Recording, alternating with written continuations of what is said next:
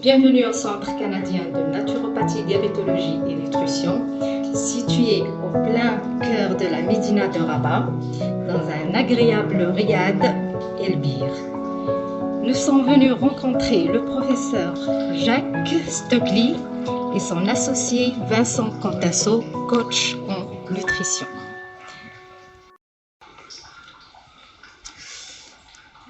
Jacques, comment vas-tu? Je vais bien, comme d'habitude, en pleine forme.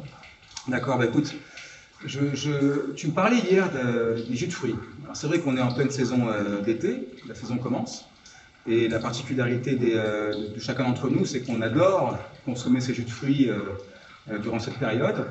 Et tu m'as dit une chose hier qui m'a vraiment étonné. Tu m'as dit que c'était pas si bon que ça en fait pour la santé, et qu'il fallait faire bien attention par rapport à la consommation de jus de fruits durant la période estivale, mais aussi en général, bien sûr. Oui, bien entendu, en tout temps, les jus de fruits ne sont pas si bons que ce qu'on voudrait le croire. Pour quelle raison? Bon, premièrement, lorsqu'on prend un jus de fruits, ce n'est pas un fruit, mais bien souvent trois. Faire un jus d'orange, il faut quand même avoir 3 oranges. Lorsqu'on mange une orange, on en mange rarement 2 de suite. Tandis que prendre un jus avec 3 oranges dedans, c'est facile.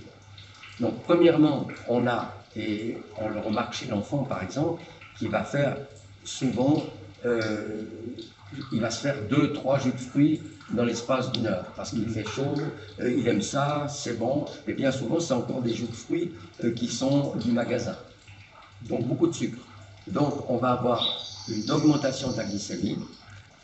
On va avoir un problème, c'est que le pancréas va se mettre à fournir de l'insuline, et à force de fournir de l'insuline, eh bien, petit à petit, les cellules adipeuses ne s'ouvriront plus, ne réagiront plus à l'insuline, ce qui fait qu'on part vers un diabète de type 2, lequel diabète de type 2, normalement, se développe chez l'homme de 45 ou la femme de 45 ans qui a abusé un peu de la bonne nourriture, tandis que maintenant, on s'aperçoit qu'un enfant de 12-13 ans démarre un problème de diabète de type 2, justement parce qu'il y a une augmentation de consommation de glucides.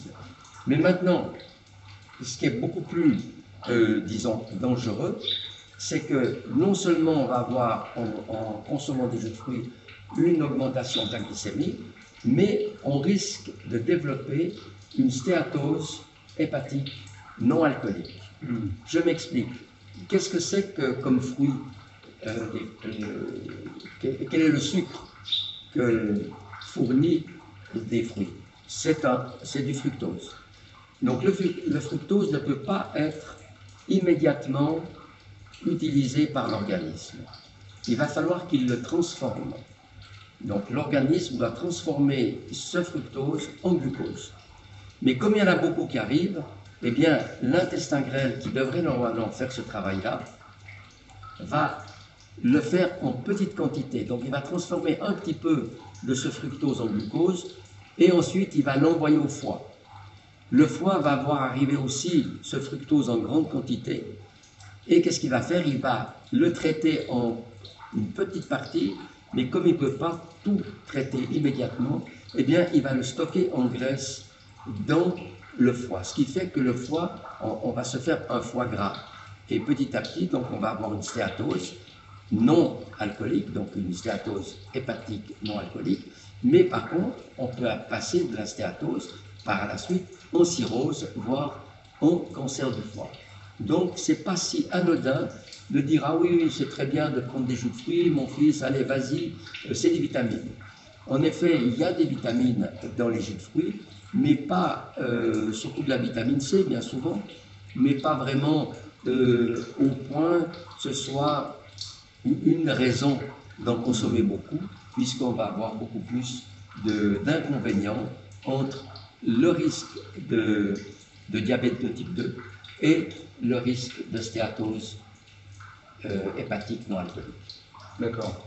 Donc en fait, l'idéal, c'est éventuellement le matin, au lieu de prendre un verre de jus d'orange tel qu'on a l'habitude pour certains, le mieux est de peut-être prendre des oranges type Navel, par exemple, et de la manger directement, le fruit et non pas en faire un jus comme. Voilà. Alors donc il est de loin préférable donc d'oublier les jus, à moins de c'est très spécial, vous allez chez quelqu'un, il vous offre un jus de fruits, vous ne voulez pas le refuser. Mais en général, vous dites non au jus de fruits, mais oui aux fruits. D'accord. Mais maintenant, c'est clair que il faut faire attention aussi, le petit déjeuner, bien souvent, on va dire, on prend un fruit et ensuite on va prendre un petit fromage, on va prendre un œuf, et donc, qu'est-ce qui va se passer? C'est que ce fruit, il va être prisonnier du bol alimentaire. Un fruit dans l'estomac va passer à peine 15-20 minutes, et ensuite, il est envoyé, le pylore s'ouvre et il est envoyé dans l'intestin grêle.